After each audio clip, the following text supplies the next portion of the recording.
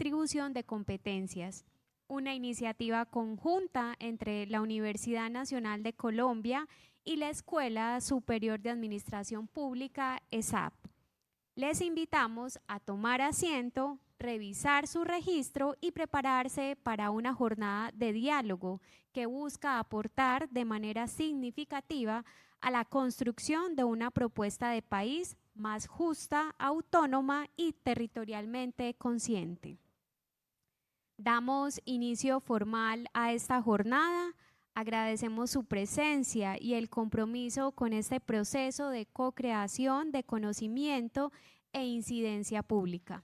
Para comenzar, queremos ofrecer un saludo institucional desde la Universidad Nacional de Colombia y la Escuela Superior de Administración Pública, ESAP, que hoy convocan este encuentro.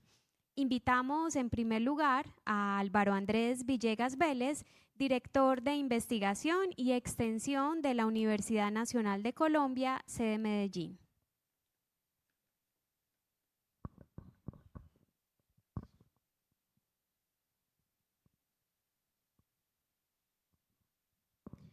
Muy buenos días para todos y todos. Reciban un saludo fraterno en nombre de la Universidad Nacional de Colombia, en especial de nuestra sede de Medellín, que hoy se honra en ser anfitriona de este espacio de construcción colectiva. Para nosotros es un motivo de orgullo participar activamente en este proceso, que busca fortalecer la democracia y avanzar hacia un modelo de país más equitativo, autónomo y descentralizado. Esta tarea requiere diálogos territoriales abiertos, francos y plurales. Nuestra institución, con sus 9 sedes distribuidas por todo el país, conoce la necesidad, pero también la dificultad de estos diálogos. Estos siempre se dan a través del tanteo, en medio de la duda, el conflicto y la experimentación. La apertura que caracteriza a los verdaderos diálogos nos hace imposible prever los argumentos de nuestros interlocutores e incluso nuestra propia posición puede cambiar. Esto no significa que cada actor parta de cero. Cada persona, colectivo o institución que participa en una conversación o debate trae todo un acumulado de saberes y experiencias. En estas palabras de bienvenida quiero recordar y homenajear a parte del legado que tenemos como institución y que da sentido a que estemos hoy aquí. Me refiero a la herencia intelectual de Orlando Fassborda. Desde sus estudios sobre el campesinado de Cundinamarca y Boyacá, pasando por su compromiso con las luchas agrarias de la costa Caribe, hasta sus reflexiones sobre el ordenamiento territorial que tendrán su culmen en la Asamblea Nacional Constituyente, Fassborda planteó la importancia de temas y problemas como los territorios y comunidades étnicas, la necesidad de la búsqueda de la paz, la relevancia de las regiones y las provincias, el ordenamiento territorial con el ambiente y en particular el agua como ejes estructurantes. Esto no significa, por supuesto, que todo esté ya dicho. Por el contrario, significa que tenemos muchísimas tareas pendientes y una agenda en común. Agradecemos profundamente a la Escuela Superior de Administración Pública, a la Misión de Descentralización y a las demás universidades aliadas por su compromiso en esta agenda compartida. También, por supuesto, a todas las personas que hoy nos acompañan. Funcionarias y funcionarios, representantes de las organizaciones sociales, estudiantes, expertas y expertos, ciudadanía activa. Esta es su casa, esta es su universidad. Sean todas y todos bienvenidos a la sede de Medellín. Que este espacio sea fértil en ideas, abierto al disenso y comprometido con el horizonte de un país más descentralizado, más dialogante y sobre todo más justo. Muchas gracias. Agradecemos la intervención del director. A continuación, de manera virtual, nos acompaña Carolina Arango, directora territorial de Antioquia de la ESAP.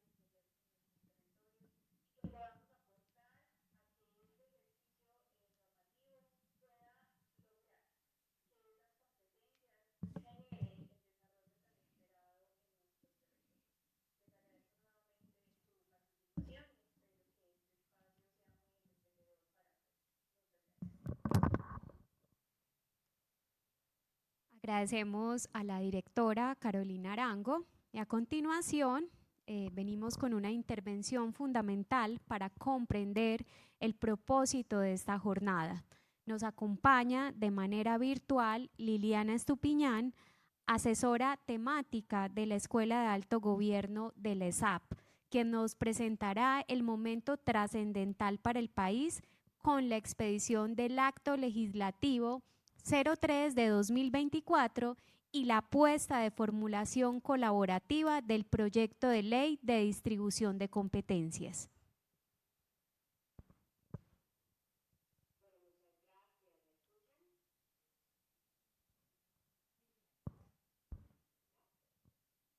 Sí, Liliana, te estamos escuchando.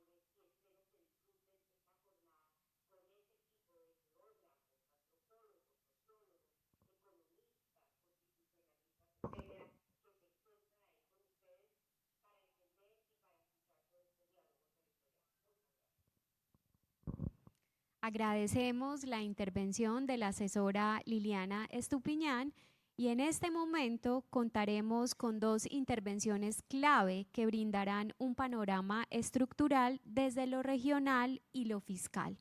En primer lugar, damos la bienvenida a Sergio Álvarez, profesor asociado de la Escuela de Economía de la Universidad Nacional Sede Bogotá, quien nos presentará un análisis sobre desarrollo y convergencia regional, con énfasis en el contexto del departamento de Antioquia. Bienvenido al profesor Sergio Álvarez.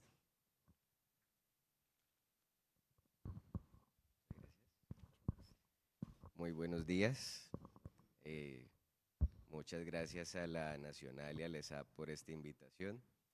Espero que estos conversatorios, estos diálogos tengan una incidencia más trascendental que solo lo académico. Me corresponde a mí, digamos, dar un encuadre general, como más reflexivo sobre este tema de desarrollo económico y convergencia territorial.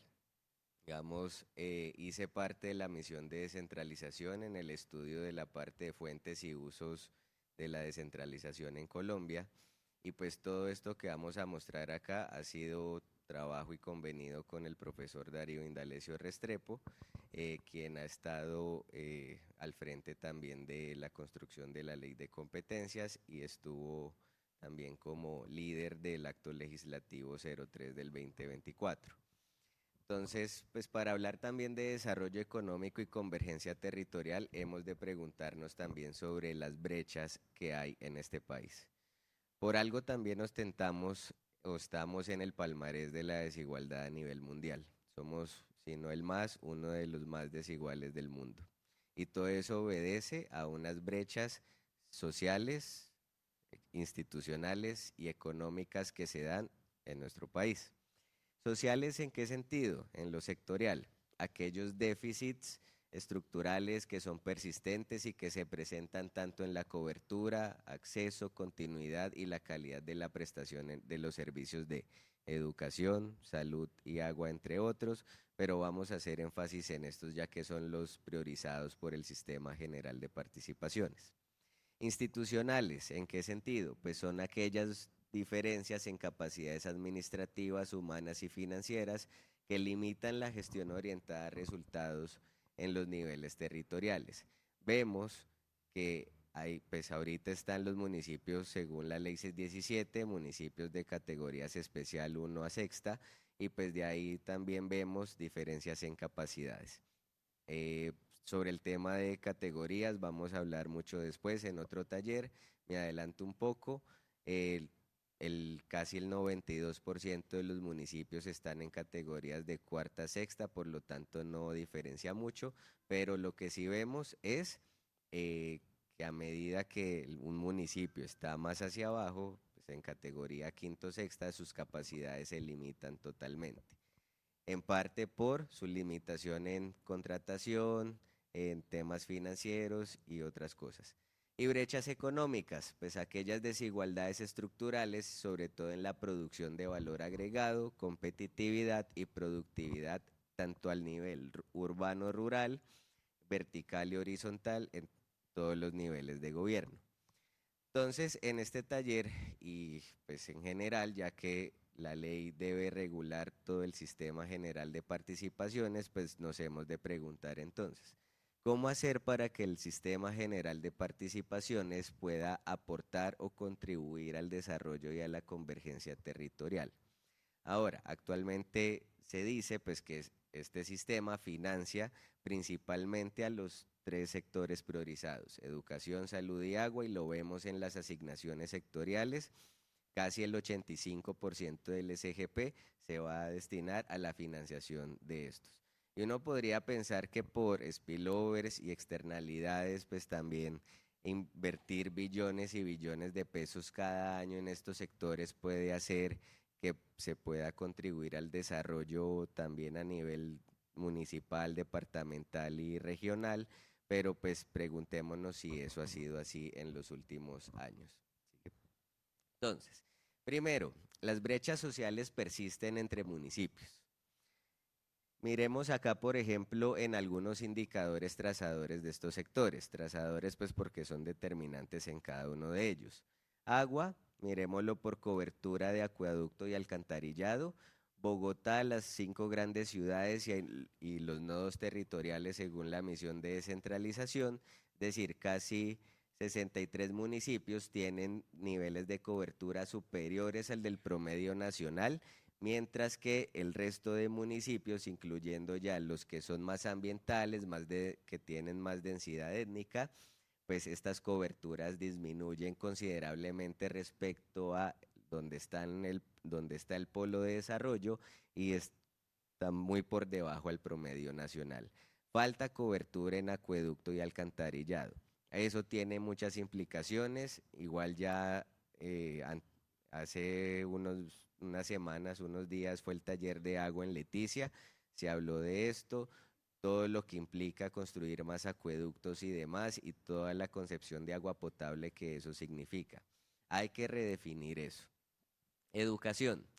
La cobertura, pues digamos que no hay casi ningún problema, ya casi todos los municipios sustentan más del 90% en cobertura pues, en educación, pero ¿dónde está el problema? En la calidad y en el tránsito a la educación superior.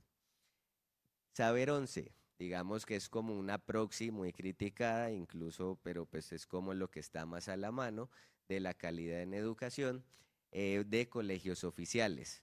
Lo que vemos es que en los municipios más grandes, allá en estos municipios, tenemos más calidad en estas pruebas de Saber 11, mientras que en los municipios más alejados, más de la periferia, siempre los resultados van a ser peores.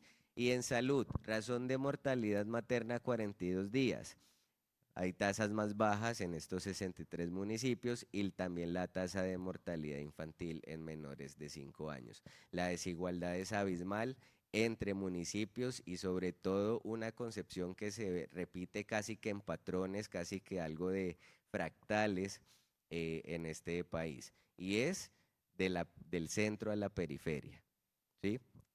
Todos los municipios del centro andino tienen más privilegios que los de la periferia. Lo mismo se ve en los departamentos, el centro, su capital, frente a la periferia del departamento, e incluso en las grandes ciudades también se repite este patrón, algo que ya vamos a ilustrar más adelante.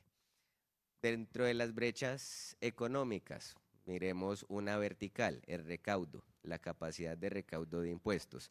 La nación ha venido recaudando más del 80% en los impuestos que se recaudan en todo el país. La nación logra recaudar más del 80%, los municipios entre el 12 al 14% y los departamentos aproximadamente el 5%. Allí hay una brecha gigante que toca también revisar qué está pasando. E incluso si lo comparamos con el gasto, porque una cosa es recaudar y otra cosa ya es ejecutar. Si ven la diferencia entre los colores, pues la nación pasa de un 80 a casi un 66, el departamento crece pero se mantiene en un nivel de gasto menor y los municipios aumentan la participación en los gastos a nivel nacional. Los departamentos tienen dos cosas. Primero, representan los intereses locales ante el nivel nacional en el Senado, y segundo, tienen una competencia de desarrollo económico bastante fuerte que deben resolver por una ley que salió hace ya 3, 4 años. Entonces, están recibiendo la menor capacidad tributaria, pues por la estructura de los impuestos que tienen a cargo, y segundo, pues no están, o la composición de los gastos es inferior. Así que, y pues volviendo, digamos, no, devuélvete otra vez. Aquí está también lo que decía Liliana Estupiñán hace poco, estamos en una descentralización centralizada de alguna forma, porque la nación gasta mucho más incluso de los municipios, aún con el principio de la subsidiariedad. Ahora sí. Una brecha institucional, por ejemplo, puede ser la capacidad en talento humano. Miremos que de todos los funcionarios públicos del nivel nacional, 46% de ellos cuentan con posgrado y su salario medio es más de 5 millones. Mientras que en el nivel territorial estas cifras cambian de forma significativa. Cuentan con posgrado el 32%, casi 14 puntos porcentuales por debajo, 9 no reportan nivel de educación y la asignación salarial media es de 3 millones, una diferencia de casi 2 salarios mínimos. Entonces siempre hay diferencias a nivel de lo que sucede en el nivel nacional como en el nivel territorial. Ahora, en cuanto a brechas económicas, el PIB, nuestro famoso indicador de capacidad productiva a nivel nacional. Desglosémoslo por departamento. Pues resulta que hay 5 o 6 departamentos que es donde se produce casi el 71% de la producción en el país. El famoso Pentágono de Oro, como lo nombramos con el profe Darío. Bogotá, Antioquia, justo donde estamos pisando ahorita, Valle del Cauca, Santander, Atlántico y Cundinamarca, si se le suma a Bogotá. Todo eso representa el 70%, mientras que hay otros departamentos que ni siquiera alcanzan al punto del Producto Interno Bruto.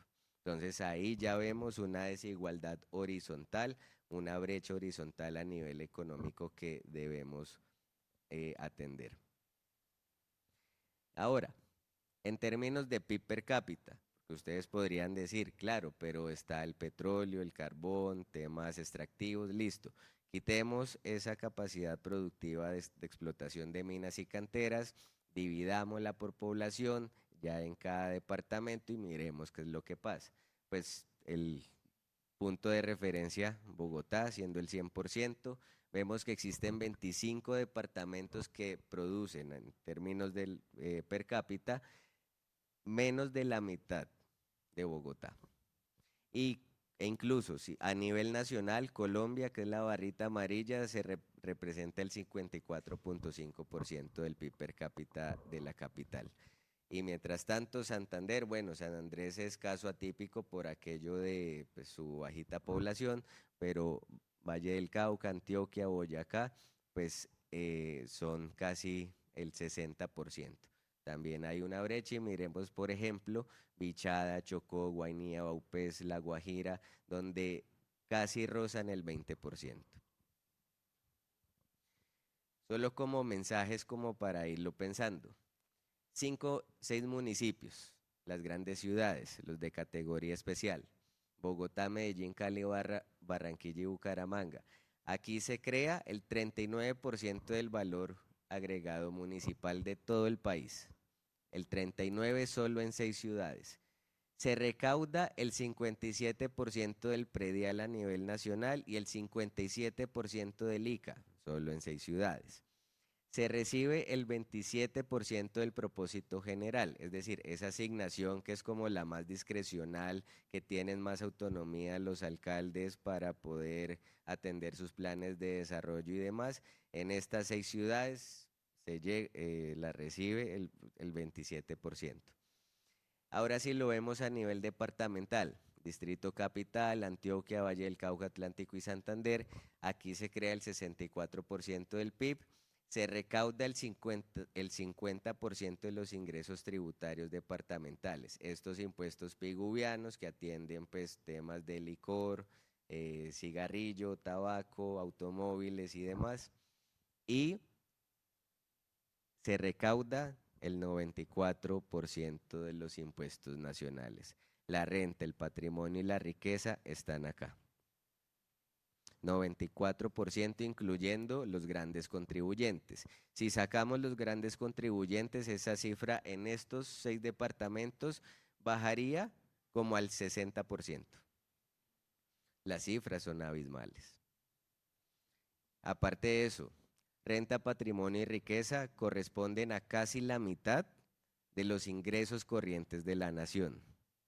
Entonces ya de por sí estamos en manos de casi 6 departamentos en donde si quitáramos renta, patrimonio y riqueza, solamente estos tendrían más privilegios. Ahora, no solo las brechas están entre departamentos, sino al interior de ellos. Y da la casualidad, resulta que por ejemplo Bogotá y la región metropolitana produce el 90% de lo que es Cundinamarca y Bogotá juntos. Barranquilla y Soledad el 80%, donde estamos, Medellín, pues el Valle de Aburrá el 64%, Cali y Jumbo el 53.5% y así. Entonces, no solo hay diferencias entre departamentos, lo que llamamos brechas horizontales, sino también al interior de cada una de estas regiones, de donde están las oportunidades, vemos gigantes diferencias. Y como les decía, el patrón sigue y sigue y sigue.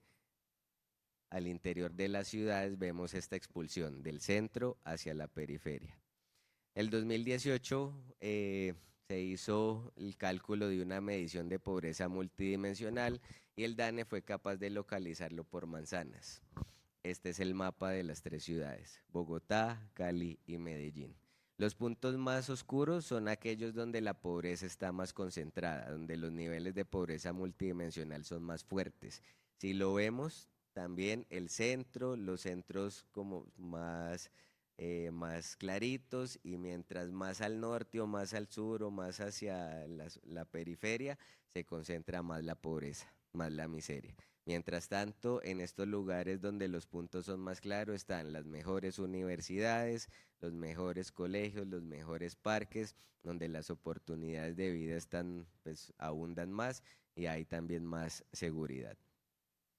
Con eso, el Banco Mundial hizo un estudio hace poco, unos investigadores asociados al banco, y se preguntaron, ¿qué factores explican la desigualdad del ingreso en Colombia? Ese coeficiente de Gini que explica la desigualdad de los ingresos laborales o incluso en general.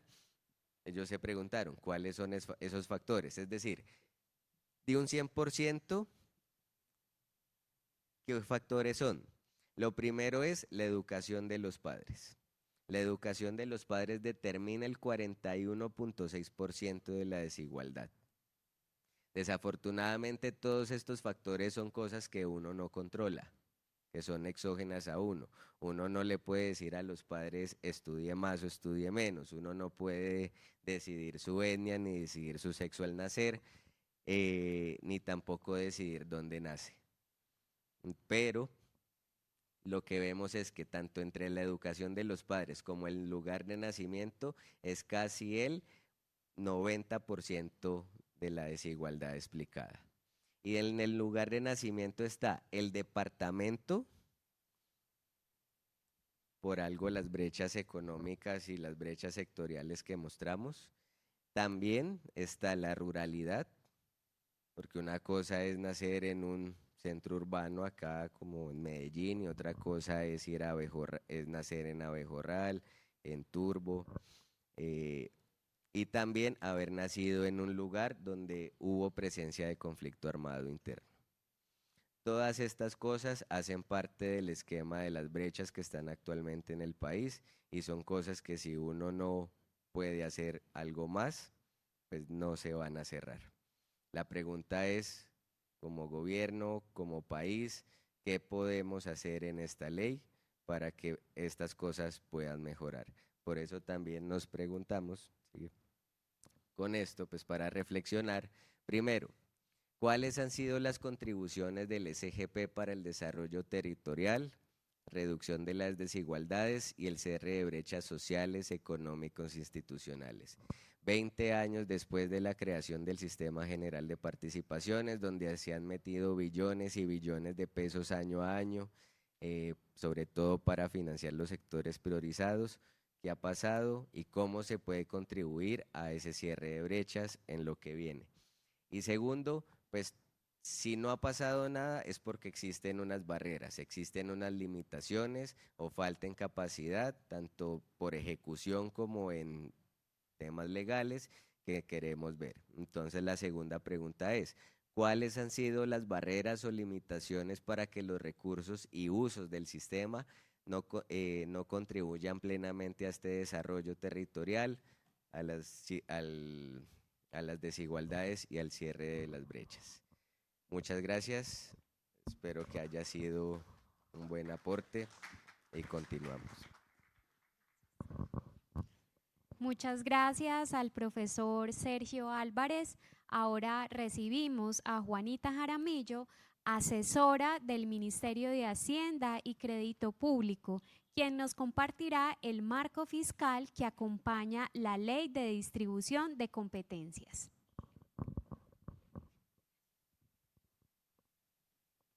Bueno, buenos días a todos. Mi nombre es Juanita Jaramillo. Yo vengo en representación del Ministerio de Hacienda a contarles un poco qué está pensando el Ministerio de Hacienda y de forma general la institución sobre la Ley de Competencias. Bueno, lo primero es que el pasado 27 de diciembre se expidió el Acto Legislativo 03 de 24, que lo que busca es un poco recobrar el espíritu descentralizador y de fortalecimiento de autonomía de las entidades territoriales que estaba inserto en la Constitución del 91, y por eso hago referencia a esta parte. ¿Me estás escuchando? Ah, ok, perdón. Bueno, lo que hace básicamente el acto legislativo es decir, el SGP, que es la fuente primaria de financiación de los servicios a cargo de las entidades territoriales, va a cambiar de un porcentaje variable a un porcentaje fijo de los ingresos corrientes de la nación, que va a ser en 12 años el 39.5%. Es importante recordar que aproximadamente el SGP está entre el 28 y 30% de los ingresos corrientes de la nación, pero ese porcentaje es variable porque se calcula con el promedio de los 4 últimos años de las necesidades de los servicios que financia el SGP.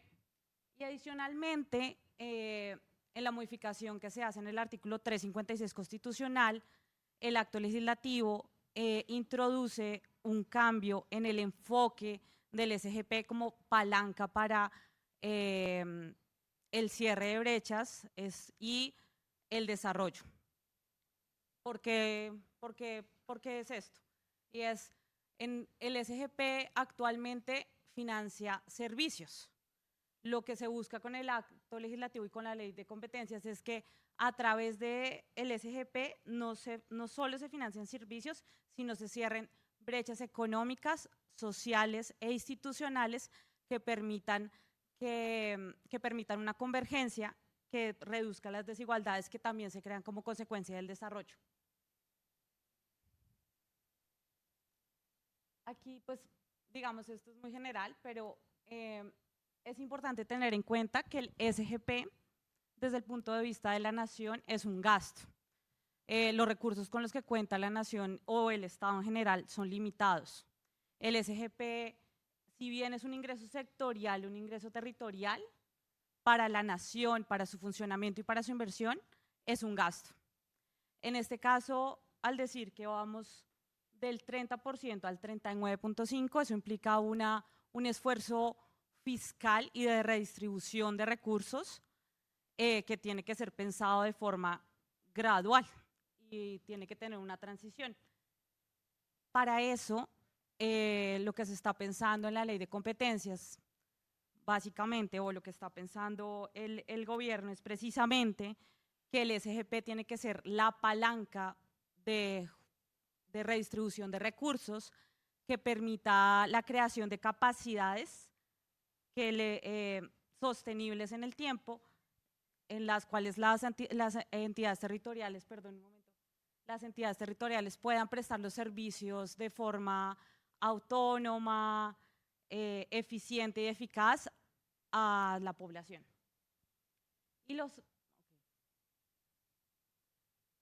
No obstante, es importante tener en cuenta que el SGP tiene limitaciones y la ley de competencias también las tendrá. Lo cierto es que aun cuando yo genere una redistribución de los recursos y aumente las capacidades de los territorios, existirán algunas brechas que requieren de la acción de la nación. Y esto es el gasto, lo que se llama el gasto social activo.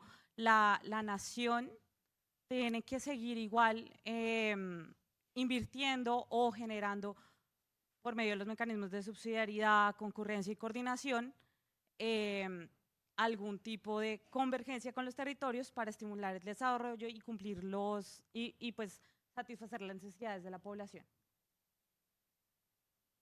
Bueno, algunas reflexiones, y es lo que se busca con la ley de competencias es el desarrollo de capacidades transversales de las entidades territoriales para el ejercicio autónomo, diferenciado y viable a mediano y largo plazo de sus capacidades. Se busca adicionalmente que tanto los niveles territoriales como el nivel nacional puedan tener una capacidad fiscal y de generación de recursos que permita el crecimiento de la economía como Estado. Hay que reconocer que el SGP o la descentralización tiene un efecto multiplicador de la economía y digamos que si uno realmente utiliza la ley de competencias como un mecanismo de cierre de brechas que permita entender las necesidades de desarrollo que son diferenciales en cada territorio, se podría realmente utilizar como una palanca, no solo de financiación o de las entidades territoriales, sino como una palanca para que crezca la economía. Esa es la apuesta. Para eso es importante, por ejemplo, pensar en el rol que tienen las categorías, en el rol que tienen los criterios de asignación del SGP, porque hoy en día lo cierto es que el SGP ya financia servicios de las entidades territoriales. Pero ¿qué pasa? No existen, o uno debería preguntarse, ¿realmente los criterios de asignación del SGP están enfocados al cierre de brechas? ¿O realmente están reconociendo las diferencias de los territorios? ¿Realmente están observando cuáles son las necesidades de la población que difieren de las condiciones o de los atributos estructurales de las entidades territoriales? También uno debería preguntarse, ¿las categorías que actualmente existen en la ley son suficientes para reconocer esas necesidades? Algo que yo llamo es del jardín de los senderos al jardín del desarrollo, es porque existen varias maneras de cerrar las brechas y de lograr lo que pues en este taller hablamos como convergencia, y es permitir cerrar las desigualdades que pues adicionalmente crea el desarrollo crea desigualdades y la convergencia lo que permite es cerrarlas para que todo el mundo tenga pues unas condiciones mínimas, ¿no? Y además hay que tener cuidado con esa noción de desarrollo, ¿no?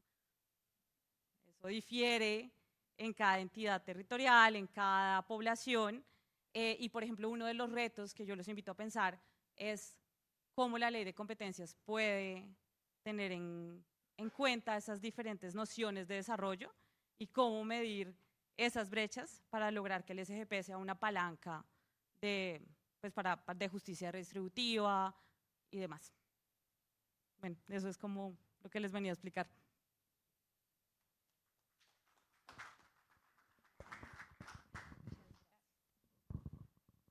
Muchas gracias, Juanita Jaramillo, asesora del Ministerio de Hacienda y Crédito Público. Ahora pasamos a una herramienta metodológica clave en nuestra jornada, el encuadre espacial y regional. El profesor Jesse Rodríguez, docente asociado de la Escuela Superior de Administración Pública, ESAP, nos orientará en este punto.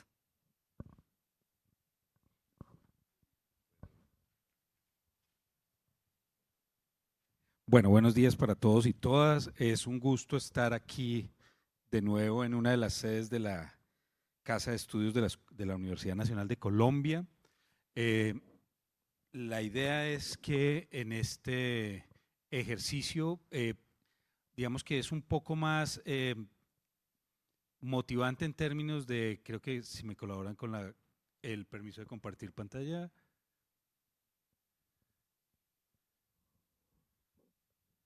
Para que funcione, ya, perfecto.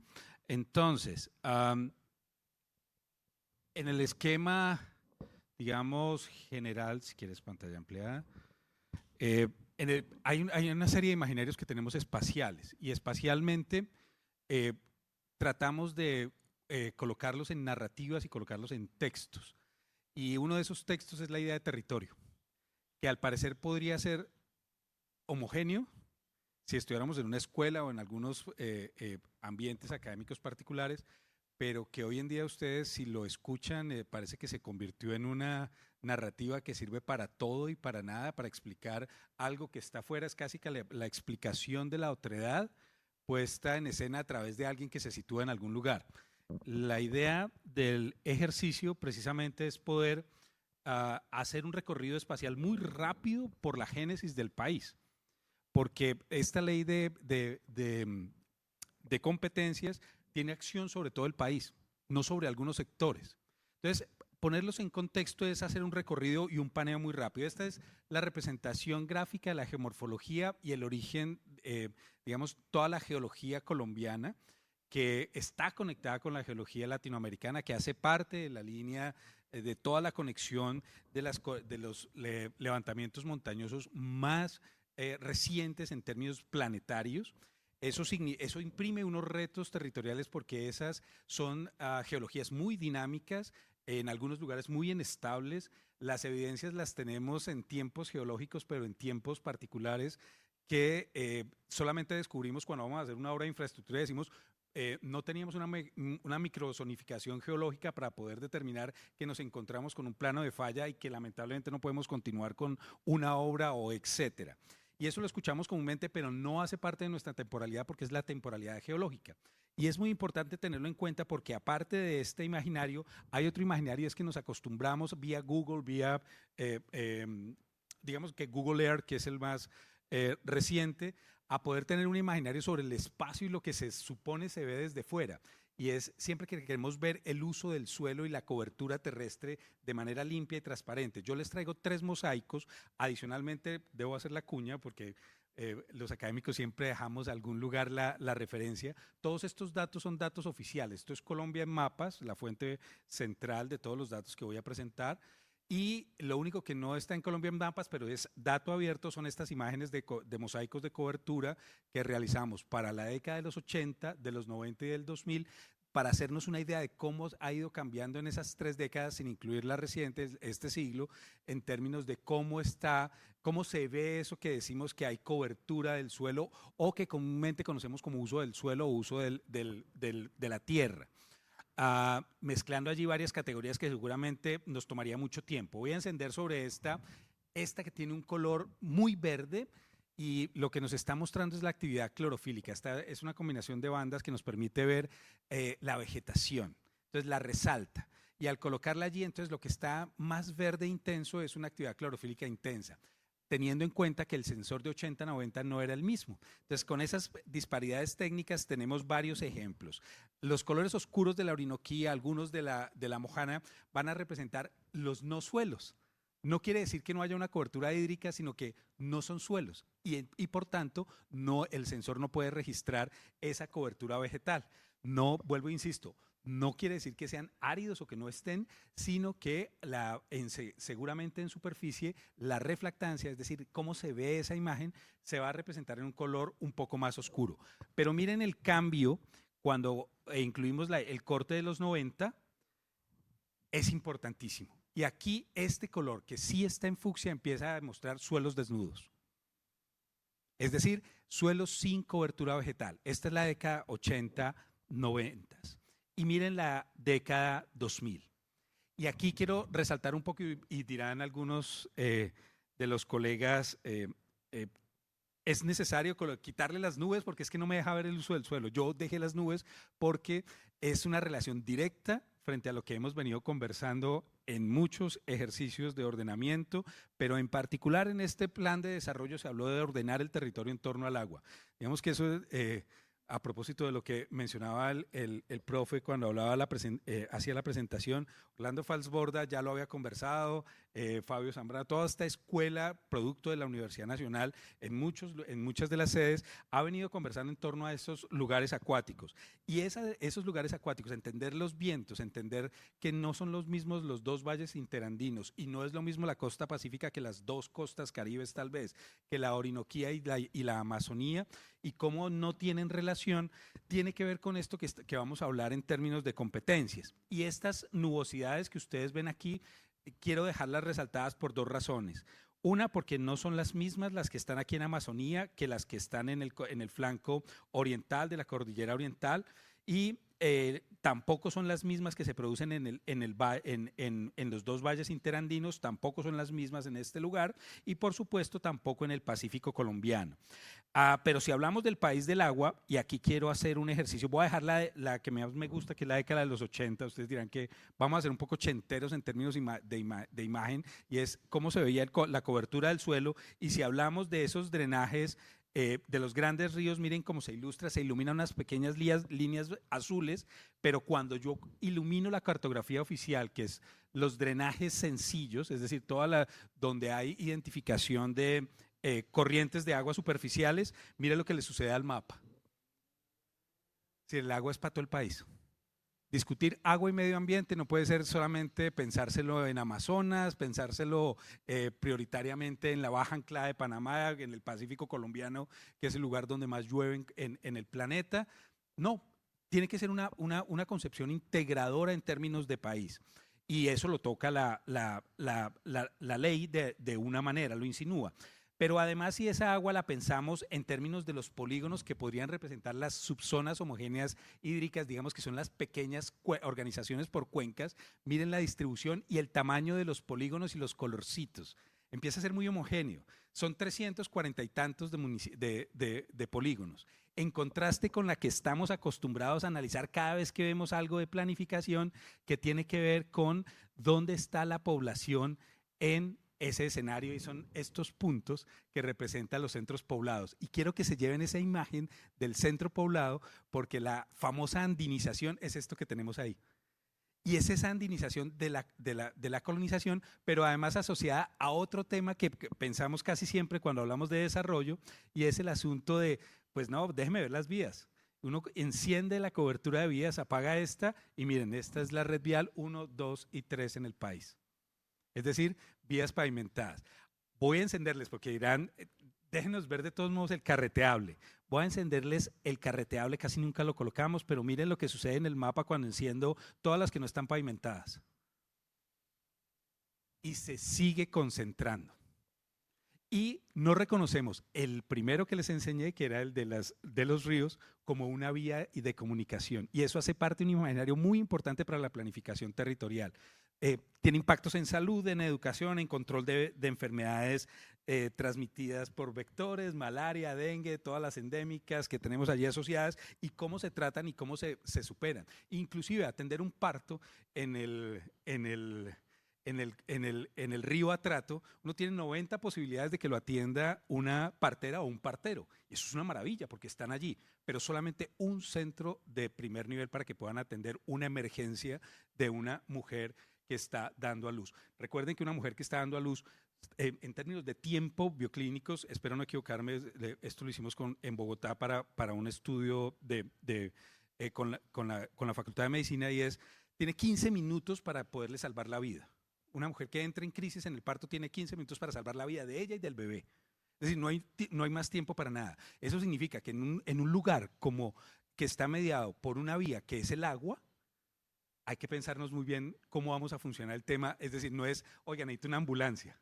La ambulancia camina 1 kilómetro y si al caso ahí quedó. Es decir, no va a llegar al lugar donde tiene que atenderlo. Y eso tiene que ver con salud, pero igual sucede con educación. Kip2 nos decían, mira, el PA es una maravilla, pero es que el PA es el que cargan los niños con su gallina que la llevan ese día y allá cocinan el almuerzo.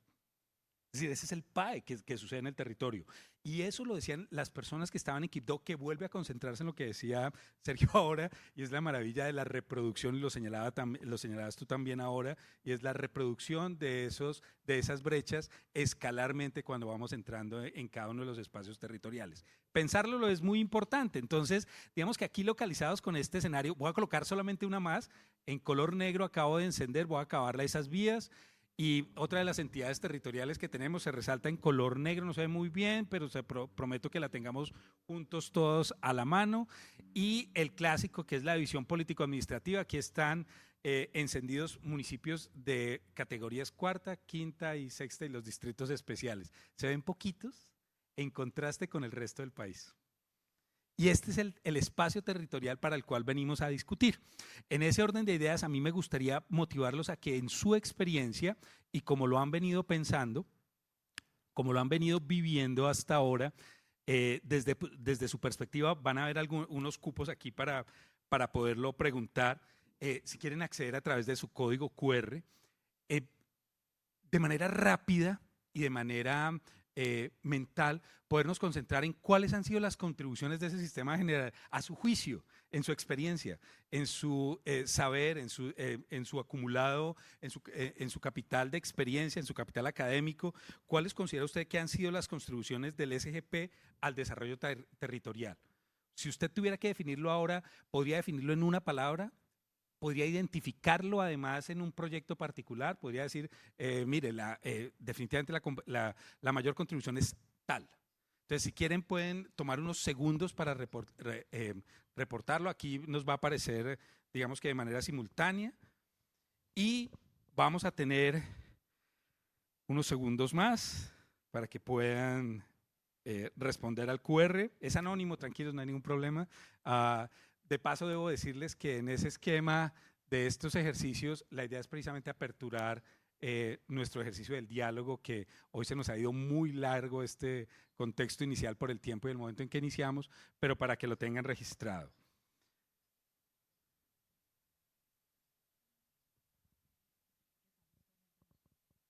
Está lento Mentimeter.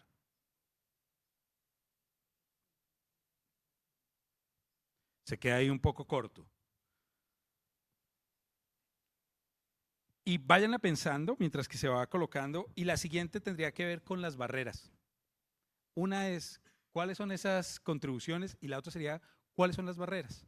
Entonces, para que vayan pensando, ¿cuál sería la que yo diría, hombre, que me gustaría que quedara en escena y que lo pudiéramos colocar? Miren cómo van empezando a aparecer allí varias de las respuestas.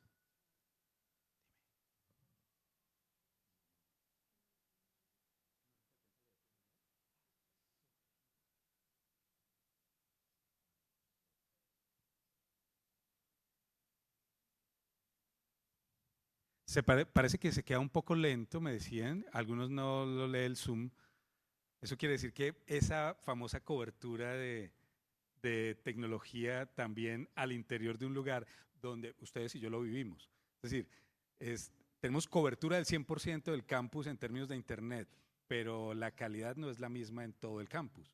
No se distribuye de la misma manera y no es lo mismo si usted accede desde un cierto tipo de dispositivo o desde otro. Es decir, empiezan a encontrarse barreras para que eso funcione y eso que nos encontramos en un lugar con el 100%. No sé si han visto la propaganda, claro, es muy eficiente en términos de sus piezas comunicativas, los copy que generan para ellos, y estaban presentando, se fue la... Vale. Y que podamos entonces, ahora les dejamos el código QR para que lo puedan colocar, no pierdan de vista esas dos preguntas porque son claves, conocer a su juicio cuáles son las mayores contribuciones hasta este momento, que usted puede decir son estas, y cuáles son las principales barreras. Y fíjense que lo podemos vivir, lo podemos retrotraer de nuestra experiencia colectiva. Entonces, si quieres, podemos continuar para no dejarlo, ya les voy pasando el QR para los que quieran irlo colocando. Muchas gracias, profesor Yesid Rodríguez. En este momento daremos paso a la conformación de las mesas de trabajo, una parte central de nuestra jornada. Les pedimos que por favor presten atención a las siguientes indicaciones logísticas. Las y los participantes han sido distribuidos en 3 grupos que se ubicarán en salas auxiliares al Auditorio de Ciencias Agrarias. Para facilitar el desplazamiento, contaremos con el acompañamiento del equipo de logística del evento, quienes les guiarán hasta cada uno de los espacios asignados. Por eso les solicitamos que identifiquen la calcomanía de color que les fue entregada al momento del registro. Esta calcomanía indica el grupo al que pertenecen. Les pedimos que la lleven visible para que podamos orientarles de manera ágil y organizada. Una vez ubicados en sus respectivas salas, podrán disfrutar de un refrigerio mientras se da inicio a la sesión de trabajo. Les agradecemos su colaboración y les invitamos a continuar con este proceso de diálogo y construcción colectiva. También les contamos que los baños están ubicados al fondo a mano izquierda y recordamos la importancia de no consumir bebidas ni alimentos en el auditorio. Muchas gracias.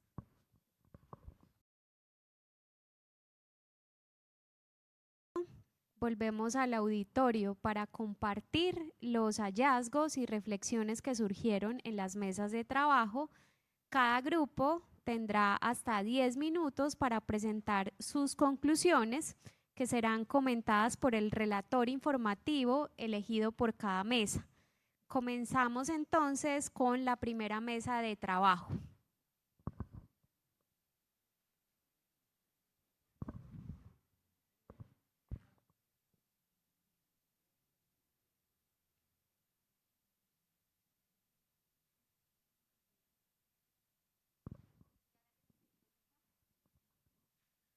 Bueno, buenas tardes. En nuestro grupo queremos comenzar agradeciendo por el espacio a quienes hicieron posible el encuentro de todas estas visiones. Se dio una casualidad en la que la mayor parte de los integrantes fuimos del Ministerio Público y de alguna manera está plasmada esa visión de garantía de derechos en el ejercicio del grupo, que se complementó con una muy buena discusión de parte de todos los que hicieron presencia en él. Entonces, lo primero frente a la pregunta 1 es que encontramos, como creo que todos lo debieron haber hecho, unos desafíos institucionales muy grandes. Nosotros a esos desafíos institucionales le agregamos esa visión de que hace falta el fortalecimiento, no solo de lo que se ha visto tradicionalmente como el municipio, sino de los actores de control que hay, que hacen parte de esa estructura municipal, en especial de las personerías municipales. Que hay un ineficaz desarrollo territorial marcado por unas brechas que todos conocemos, que discutimos hace un momento acá, y que si no cambiamos la manera en que vamos a abordar esas brechas, independientemente de quién sea el responsable, pues van a haber unas dificultades.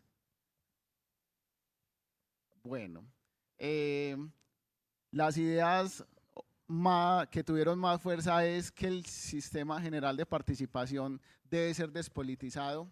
También encontramos esa situación, que debe ser mejor distribuido y que debe ser despolitizado en todos los niveles. Que la descentralización no es solo formal, sino que es en la práctica, y que esa centralización se está dando, como bien también lo concluyeron en otros espacios, también a nivel micro. Es decir, en las administraciones municipales, en nuestros territorios, también hay una especie de concentración, que hay una evidente capacidad falta de capacidad técnica y financiera dentro de los municipios, que hay que apuntarle a eso para que sea efectiva este nuevo sistema de distribución, que las comunidades tienen una importancia primordial y por eso que las juntas deben tener un reconocimiento y deben jugar un papel fundamental de esos espacios.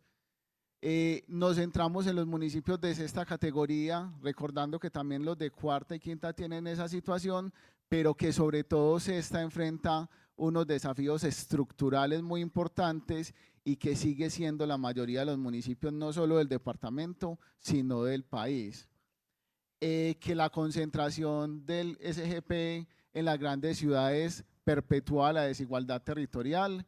Bueno, que el centralismo político y técnico sigue siendo una barrera, que se debe fortalecer esa planeación comunitaria y que sea vinculante y se traduzca en la toma de decisiones, en especial en los planes de desarrollo, que las personerías municipales como garantes de derechos en cada uno de los territorios terminan atendiendo esas inequidades y esas ineficiencias del Estado en general y que deben ser fortalecidas e incluido el diálogo y la discusión dentro de este proceso de redistribución de capacidades, y que existe una ausencia de visión prospectiva y de criterios técnicos a la hora de tomar decisiones a nivel territorial. Bueno, el resumen de la pregunta 2 también fue muy crítica en cuanto a la redistribución de competencias, que se requiere una redistribución y un ejercicio de la acción administrativa de manera más autónoma y eficaz, que no solamente redistribuyendo competencias se puede lograr ese objetivo, que hay una limitada capacidad de decisión local que desconoce muchas de las realidades de los territorios, y se propuso una reforma profunda que contemple la definición claras entre los diferentes entes o manifestaciones del Estado, desde lo nacional, departamental y territorial. Que esas competencias, insistimos mucho, si se fortalece solo el ente alcaldía dentro de la estructura del municipio, pues va a quedar cojo ese proceso y vamos a seguir teniendo lo que está ocurriendo en este momento, que todas esas ineficiencias estatales y todas esas necesidades y vulneraciones de derechos humanos terminan en el territorio siendo asumidas por las personerías municipales, que ya tienen un desbordamiento importante y que ante el crecimiento y robustecimiento de los entes municipales, pues va a haber una desproporción aún mayor respecto a las personerías. Las ideas de fuerzas, que hay una limitación en el actual diseño del SGP, que las competencias deben redefinirse claramente, que se requiere también un fuerte componente tecnológico para garantizar este objetivo, que las personerías municipales, y eso fue algo que se planteó también, que no es solo de voluntad, sino que hay unas limitaciones legales que afectan a las personerías municipales para que puedan reestructurar su diseño institucional, que también es necesario institucionalizar una gerencia del regional del SGP para articular y garantizar una verdadera conversación entre los diferentes actores, que debe haber una ley que reconozca la diversidad territorial y las necesidades diferenciales de los municipios, que se requiere que no se repitan proyectos ineficaces en la toma de decisiones para la búsqueda de soluciones integrales, que hay que superar esa planeación local que está debilitada por condiciones estructurales, sobre todo de diseño institucional, que sin el fortalecimiento institucional de lo que venimos hablando, los entes territoriales van a seguir teniendo una debilidad y por más recursos que tengan van a ser ineficientes y van a tomar malas decisiones, y que la participación real de todos los actores es una condición indispensable para que el nuevo sistema funcione adecuadamente.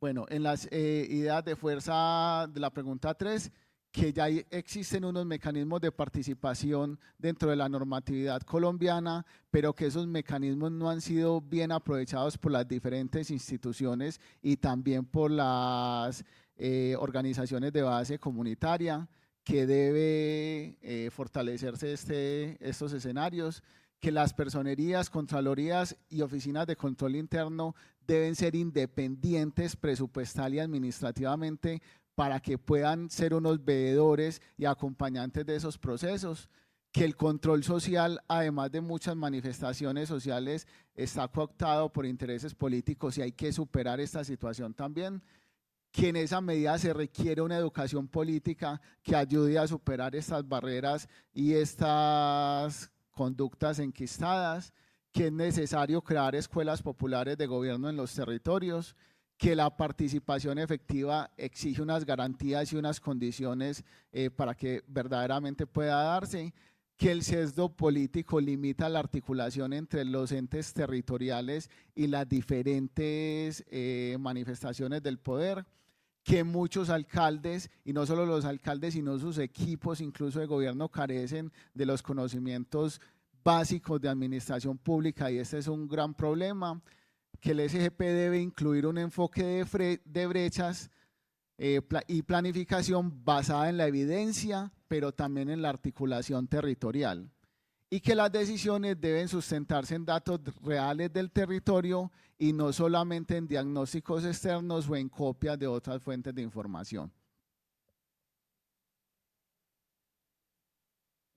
Comencé la presentación con lo que quería decir, que consideramos muy oportuno, muy importante y muy adecuado este espacio y que sobre todo los personeros municipales quisiéramos seguir conversando con ustedes y estamos dispuestos a hacerlo. Muchas gracias a ustedes.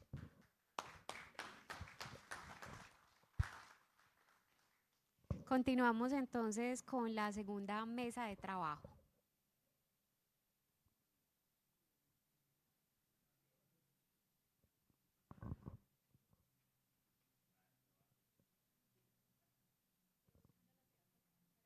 Sí, dale. Bueno, buenas tardes ya. Nuestro equipo, pues, tal y como quedó distribuido, fue muy nutrido. Estaba representación de la Asamblea Departamental, estaban estudiantes de la ESAP, estaba también academia representada pues, en otros estamentos, como en este caso de la Universidad Nacional, estaba también el Ministerio de Hacienda, estaba el sector empresarial, estaba la personería, entonces es un equipo muy nutrido pues, que llevó a estas discusiones sobre las preguntas. En lo referente pues, como tal a la primera pregunta, ahí digamos había una atención o un debate que se dividía como en dos momentos. Uno tenía que ver frente a la forma cuando se preguntaba por las capacidades institucionales, nos referíamos en un primer momento pues como al tema de digamos de las relaciones históricas y más estructurales de la manera como se concibió y se configuró el Estado. Esto tiene que ver también con sus divisiones político-administrativas, es decir, un primer problema que es más estructural, que es la forma de Estado, y el otro que ya refería pues como tal a las capacidades y a las deficiencias en términos de las capacidades institucionales que tenemos. En ese sentido, pues se hablaba precisamente de esos problemas que tenemos en términos de esa configuración. Entre tanto se concebía precisamente cómo la ejecución presupuestal y un poco la acción estatal se define mucho por el tema sectorial, y en eso concordábamos todos, y que lo sectorial en últimas también tenía una implicación importante en términos de la fragmentación o la poca integración que esa visión sectorial muchas veces en la que está amarrada el presupuesto público implica pues en términos del gasto y de las acciones que el mismo Estado en sus diferentes escalas tiene y determina. Entonces hablábamos de ese Estado descentralizado que ha delegado funciones sin garantizar una autonomía real, porque entonces se hablaba precisamente de que se ha garantizado descentralización, aunque cuestionábamos ese tema porque lo que ha habido es más desconcentración de funciones, y esa desconcentración de funciones sin autonomía real en términos, por ejemplo, de mecanismos de financiamiento, entre otros, pues dificulta realmente la operación y las acciones. Lo que decíamos respecto a la lógica sectorial, la arquitectura institucional, precisamente que era el frente al problema estructural, y un poco el tema de cómo precisamente esos poderes locales se han configurado y han también hecho que el Estado se limite en ciertas acciones o que sea selectivo pues, frente a qué ejecuta y cómo lo ejecuta. El modelo actual desincentiva el fortalecimiento de capacidades municipales, precisamente porque se hablaba del tema de la pereza fiscal como un elemento que hacía, por ejemplo, haciendo la analogía del papá que pone los recursos y que hace que entonces se siga dando de esa forma y digamos, el niño en este caso, haciendo la analogía, no crezca o no tenga la suficiente autonomía de independizarse, por decirlo así.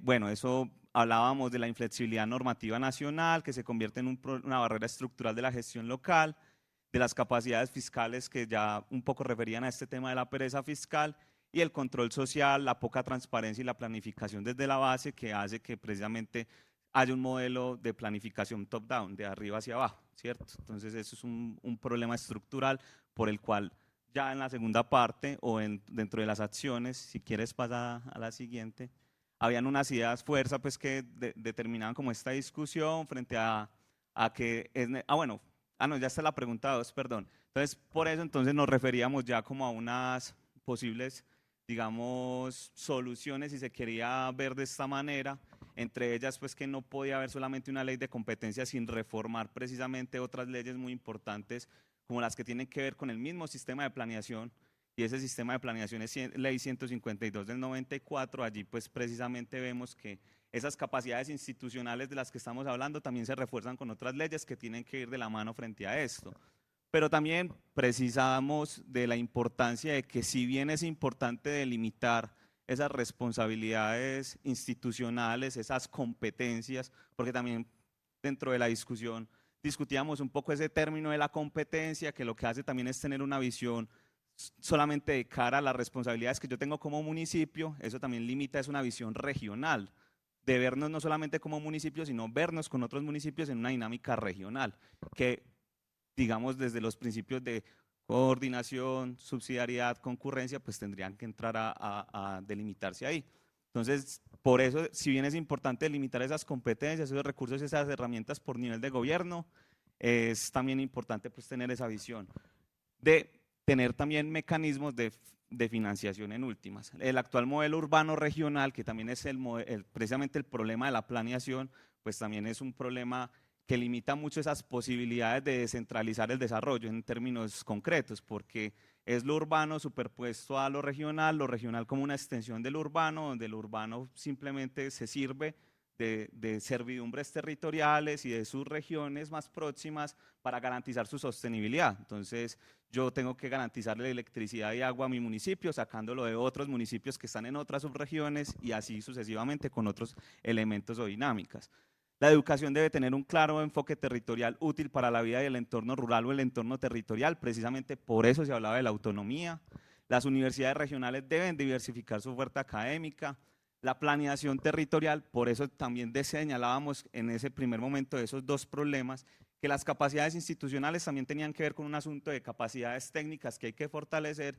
Claramente, pues en nuestro contexto, principalmente en Antioquia, pues señalábamos que muchas de las secretarías de planeación de los municipios están conformados, no por despreciar para nada, había una formación ingenieril principalmente en el sector de la ingeniería civil, y si bien eso no es malo, pues eso también implica una visión del desarrollo que es importante también ahí discutir y poner en tensión. Entonces, por eso estábamos hablando de esa visión de la planeación territorial solamente como desde una visión de infraestructura, y la articulación vertical y horizontal del Estado es clave precisamente para cerrar brechas a propósito pues de ese enfoque de desarrollo urbano regional. Los recursos también, decíamos como una idea fuerza, deben destinarse prioritariamente a necesidades básicas insatisfechas para garantizar el bienestar colectivo. Y bueno, yo creo que ahí en general ya como que toqué eso. Y los municipios deben fortalecer sus fiscos con instrumentos que les permitan precisamente capitalizar recursos a través de impuestos ambientales o catastro actualizado, ¿cierto? Eso es como frente a la pregunta 2. Y frente a la pregunta 3, pues ahí, digamos, aparecían muchas discusiones en torno precisamente a la manera como actualmente el Estado y precisamente esa ley 152 pues, determina como muchas de las responsabilidades en materia de participación y control social. Digamos que un rol preponderante para que se pudiera descentralizar y opere realmente la dinámica de desarrollo dentro de lo que se planea y lo que se termina ejecutando es el rol que, por ejemplo, tienen los consejos territoriales de planeación. Ahí hablábamos precisamente de la limitante que actualmente tienen los consejos territoriales de planeación. Poníamos el ejemplo de que realmente el único consejo territorial de planeación que en cierto sentido funciona es el de Medellín, y eso es importante de cara también a la importancia que tiene y a la instrumentalización en la que se ha derivado muchas veces en términos de que sin la firma del CTP no hay plan de desarrollo. Pero digamos que ahí hay un debate fuerte frente al asunto de la representatividad. Pero también hablábamos de otra cosa, y era que en últimas la ley de competencias trata de hacer una cosa que es importante en un país donde se requiere más flexibilidad, pero también ejecución, y es la racionalización de el montón de leyes que tenemos, el montón de responsabilidades que tenemos, que se buscaría sintetizar en esta ley de competencias. Es claro que sí se requiere, es claro que debe haber una acción por ello, y por eso, digamos, también se propone ese ejercicio de racionalización donde se debe pensar estratégicamente cuáles son las competencias y responsabilidades que tenemos que asignar de tal manera que se puedan también cumplir de la mano con instrumentos de gestión financiera. La gestión del desarrollo territorial requiere datos abiertos, claros y simplificados. Ahí poníamos el debate frente a lo que se planea y a lo que realmente se hace. Si nos vamos precisamente a cómo funcionan las administraciones públicas, una cosa es el plan de desarrollo, otra cosa son los proyectos de inversión pública, que son los que dan la ejecución y el cumplimiento de esos indicadores del plan de desarrollo. Y muchas veces nosotros sabemos que esos proyectos de inversión pública, nosotros como servidores públicos en algún momento tratamos de adaptar lo que ejecutamos ahí, que es lo que nos da la ejecución y los recursos, a los indicadores que tenemos en nuestro plan de desarrollo. Y es precisamente a los proyectos de inversión pública lo que no se le hace muchas veces control o seguimiento en términos de la información, a pesar de que el DNP, por ejemplo, ha hecho esfuerzos para que los municipios pongan su información ahí y puedan rastrearse, pero en últimas ahí el problema realmente es un tema de información, que no hay la suficiente información con la cual podamos analizar en qué se gastan los recursos públicos y la calidad de la ejecución de esos recursos públicos, y de cierta manera pues ahí es importante la gestión del conocimiento, el cómo también estamos fabricando y elaborando información, pero también cómo la estamos traduciendo de tal manera que la ciudadanía lo pueda interpretar y con ello pueda hacer control social. Entonces ahí, por eso señalábamos que esos instrumentos que ya existen son inaccesibles, poco comprensibles o están subutilizados. Hay una saturación normativa, que era lo que estábamos señalando de la importancia de la racionalización. Hay capturas de poder político por parte de élites económicas locales. Hay opacidad en el acceso a la información que impide el control social efectivo. Es necesario simplificar indicadores, procesos y plataformas de información. Incluso hay que generar mayores esfuerzos en guías o estándares de inversión que guíen el uso de esos nuevos recursos. La ley de competencias sí debería al menos contemplar hacia dónde tiene que ir la ejecución de esos recursos. La formación ciudadana en gobernanza y control político debe comenzar desde lo local, por eso hablamos del rol que tienen, por ejemplo, los consejos territoriales de planeación. La cultura de la sinvergüencería institucionalizada afecta a la gestión pública, y la planeación debe ser acumulativa con continuidad en el conocimiento institucional. Es decir, debe ser una planeación pensada regionalmente, no, digamos, ya eso es como una apreciación personal, la visión, digamos, de las competencias es importante, pero las competencias muchas veces lo que pueden hacer es sesgar el proceso netamente a la división político-administrativa en la que yo me ubico, y eso impide una visión regional del desarrollo que me hace, por ejemplo, compartir fronteras con el otro, que me hace, por ejemplo, aplicar los principios de subsidiariedad, concurrencia, coordinación con el otro, que es lo que muchas veces no se hace, a pesar de que ya existen mecanismos donde yo puedo precisamente formular proyectos de inversión con otras entidades del sector público. Eso era como todo. Muchas gracias, y no sé si quedó algo pendiente, pero traté de resumir todo.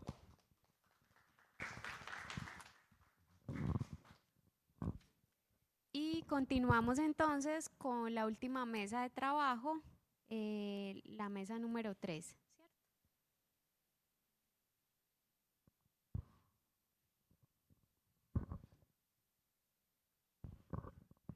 Buenas tardes.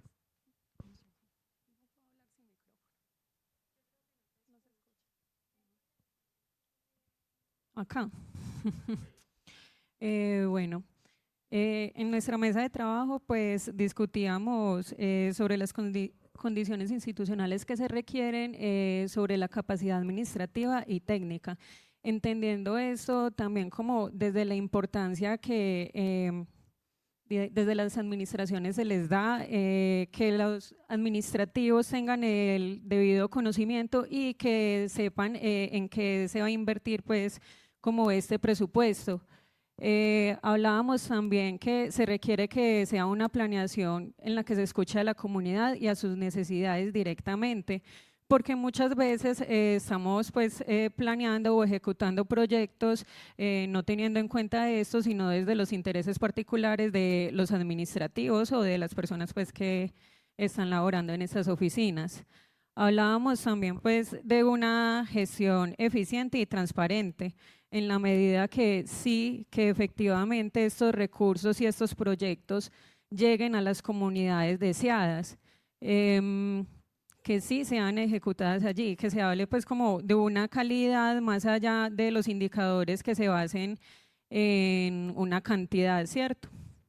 En la pregunta 2 discutíamos sobre qué se debe incluir en la ley de distribución de competencias y encontrábamos que es importante que allí se hable de unos instrumentos en específicos y que sean concretos de la planeación, que esto permita priorizar pues el enfoque del cierre de brechas y que tenga un enfoque territorial. Esto de acuerdo pues a lo que maneja y distribuye cada, digamos, municipio, departamento, pues localidad, teniendo en cuenta pues como su enfoque.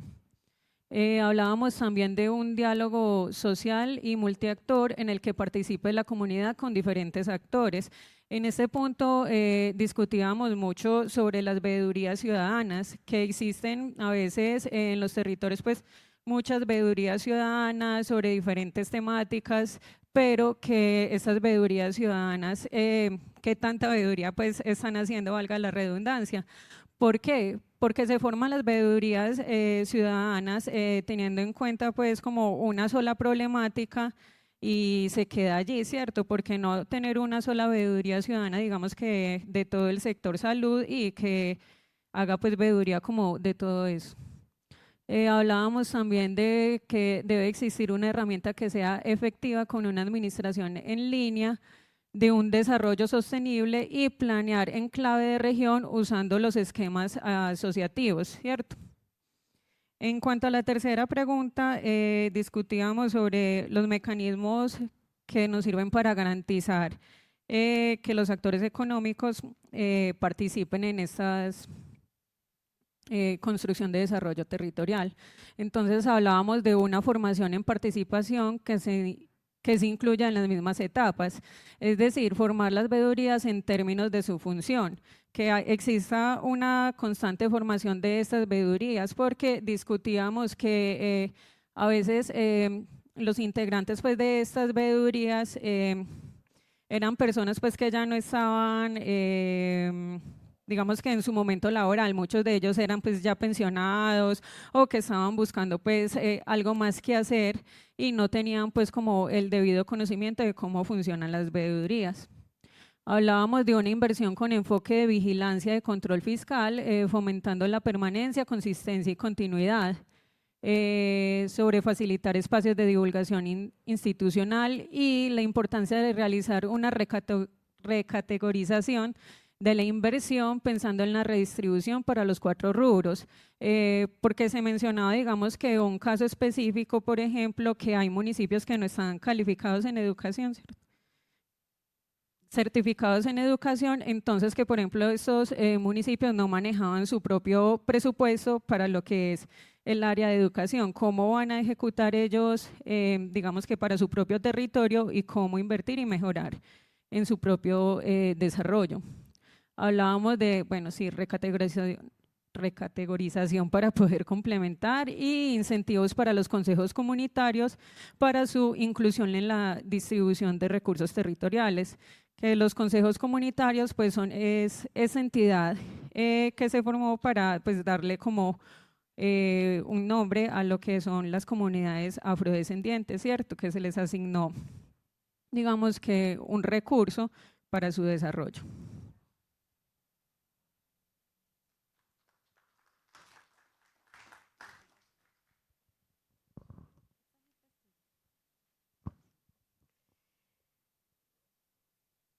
A continuación, el profesor Yesid Rodríguez del ESAP y la profesora Jenny Ramírez, directora del doctorado en Ciencias Sociales de la Facultad de Ciencias Humanas de la Universidad Nacional Sede Bogotá, presentarán las conclusiones y aportes relevantes para el cierre de esta valiosa plenaria.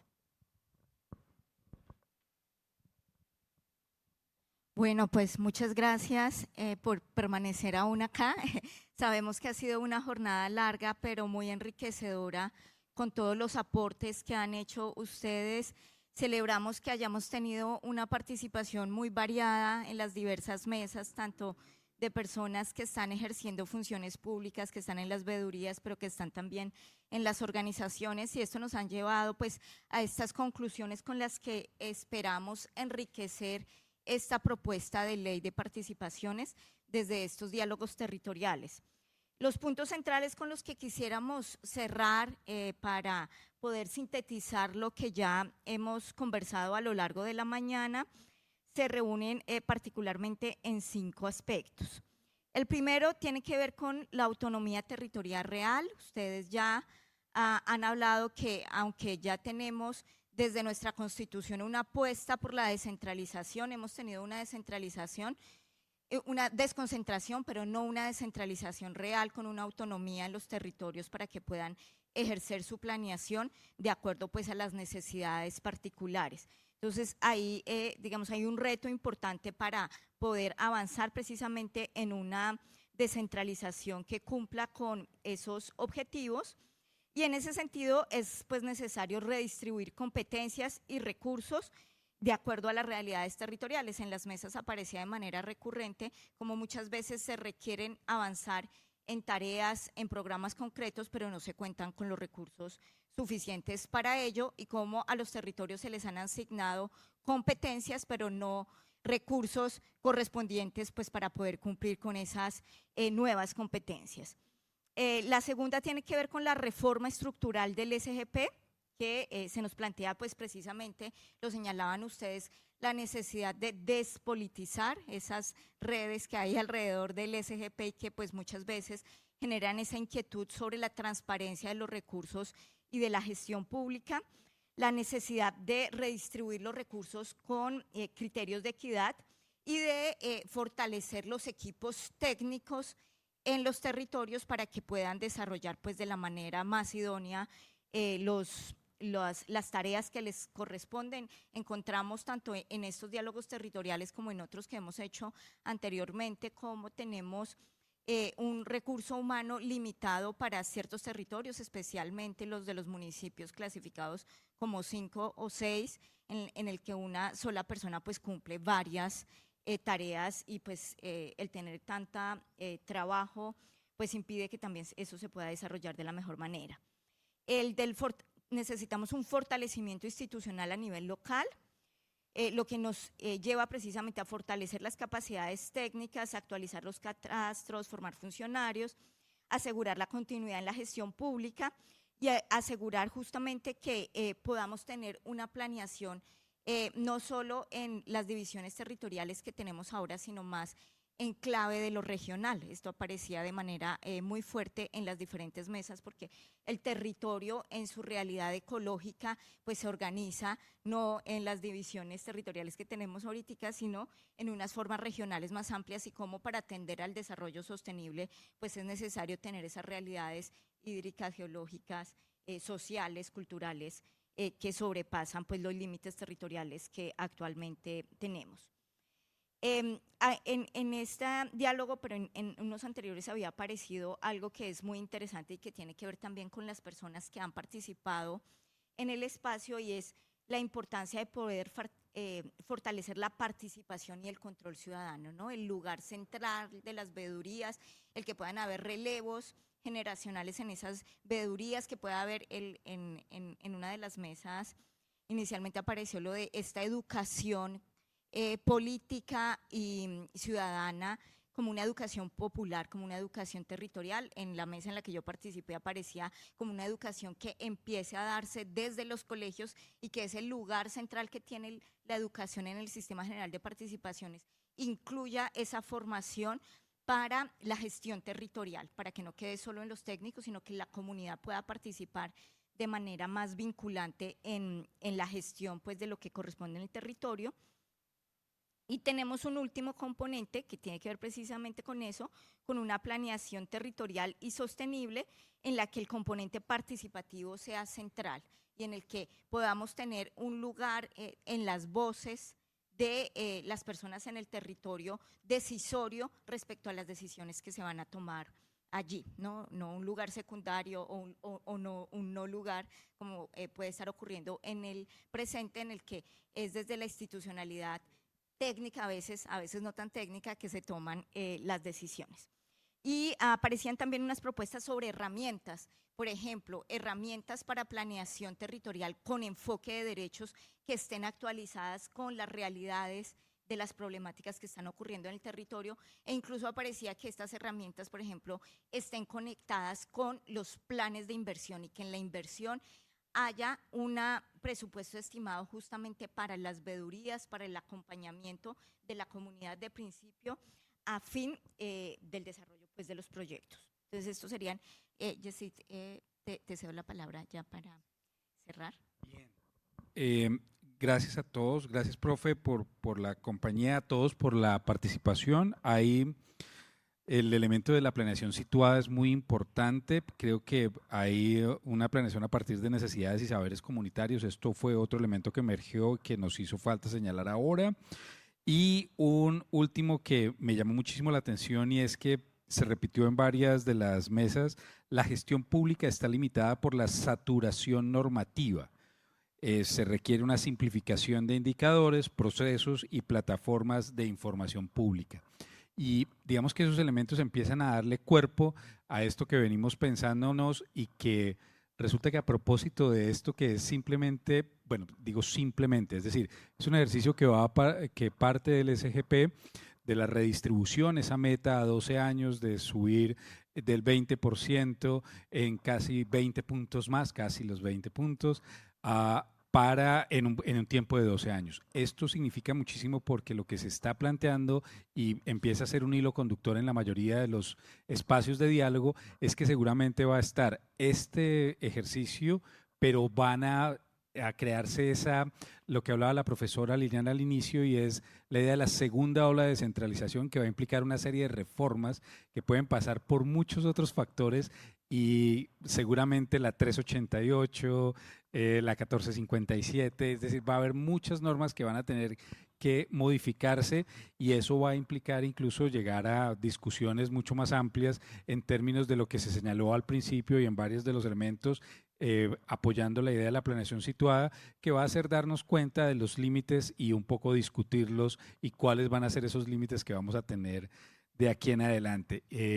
Les agradecemos muchísimo por el espacio, por la escucha, por más que la escucha inicial, el tiempo que nos tomó el inicio, poderse mantener hasta ahora, haber participado de manera efectiva y recuerden, esta información queda disponible para que ustedes la puedan volver a consultar, revisar si los documentos que se van a ir generando, en particular el documento de incidencia, que son notas de política, es decir, 4 páginas concretas, que ustedes las puedan revisar, le puedan incorporar elementos que consideren que son claves y se los vamos a enviar a todos vía correo electrónico con el registro de asistencia. Allí va a estar nuestra página, así es que ahí va a estar todo el proceso que va a hacer el equipo para poderles compartir su trabajo. Es decir, muy seguramente si no hay nadie que tenga algo en contra, la autoría dentro de este proceso es de todos los que hemos venido participando y no es la Universidad Nacional ni la Escuela Superior de Administración Pública, sino un par de agentes facilitadores de estos diálogos territoriales. Así es que les agradezco mucho y les felicito por darse este espacio y este tiempo para poder conversar en torno al SGP y esa propuesta de repartición de recursos y además de competencias o de ajuste de competencias, como lo han señalado muchos de aquí en términos situados. Muchas gracias por estar aquí en este espacio y a la universidad y a la ESAP. Muchas gracias.